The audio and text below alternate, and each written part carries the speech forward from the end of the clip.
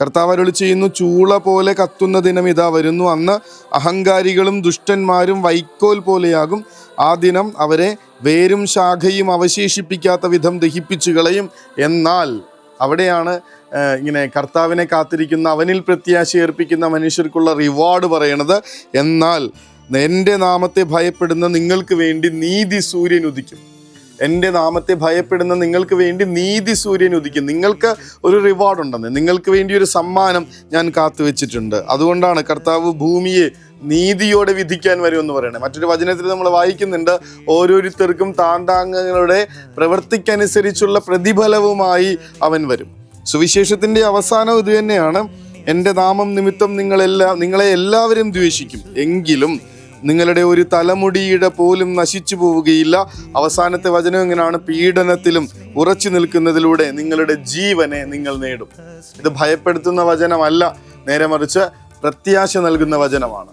ഗവൺമെൻറ്റൊക്കെ ഒരു തവണ ഇറക്കിയിരുന്നത് ഭയമല്ല ജാഗ്രതയാണ് പ്രധാനം എന്ന് പറഞ്ഞിട്ട് നമ്മൾ കോവിഡ് കാലത്തൊക്കെ കേട്ടത്. ഇവിടെ ജാഗ്രതയേക്കാൾ അപ്പുറത്ത് നമ്മളെ കാത്തു നിൽക്കുന്ന വലിയൊരു പ്രത്യാശയെക്കുറിച്ച്, നമുക്ക് തരാനിരിക്കുന്ന അനുഗ്രഹങ്ങളെക്കുറിച്ച്, കർത്താവ് നമുക്കായി ഒരുക്കിയിരിക്കുന്ന സമ്മാനത്തെക്കുറിച്ച് കൂടെ പറഞ്ഞു തരുന്നുണ്ട്. ഭയമല്ല ജാഗ്രതയാണ്. ജാഗ്രതയോടുകൂടെ ജീവിക്കുന്നവർക്ക് കിട്ടുന്ന അനുഗ്രഹം എന്താണെന്ന് കൂടെ വചനം ഓർമ്മപ്പെടുത്തുമ്പോൾ നമ്മൾ എന്തിനാണ് തളർന്നിരിക്കുന്നത്? ഈ വചനങ്ങൾ കേട്ട് എന്തിനാണ് നമ്മുടെ മനസ്സ് അസ്വസ്ഥമാക്കുന്നത്? കർത്താവ് പറയും, അത് അവിടെയാണ്, ഇത് ഇവിടെയാണെന്നൊക്കെയുള്ള വചനങ്ങൾ കേട്ട് നിങ്ങളെ വഴിതെറ്റാൻ നിൽക്കണ്ട. കാരണം നിങ്ങൾക്ക് വേണ്ടി, പ്രത്യാശയോടുകൂടെ കാത്തിരിക്കുന്നവർക്ക് വേണ്ടി, ദൈവത്തിൽ ആശ്രയിക്കുന്നവർക്ക് വേണ്ടി, അവന് വേണ്ടി ജീവിതം ഒരുക്കി അവനെ സ്വീകരിക്കാൻ കാത്തിരിക്കുന്നവർക്ക് വേണ്ടി പ്രതിഫലം ഒരുങ്ങി കഴിഞ്ഞിട്ടുണ്ട്. നമ്മുടെ ജീവിതം എങ്ങനെയാണെന്നൊന്ന് ആലോചിച്ച് നോക്കിയാൽ മതി. ഈ ഒരു ഞായറാഴ്ച നമ്മൾ കർത്താവിന് വേണ്ടി, ഞായറാഴ്ച എങ്കിലും കർത്താവിന് വേണ്ടി ഒരുങ്ങുന്നുണ്ടെന്നൊന്ന് ആലോചിച്ച് നോക്കിയാൽ മതി.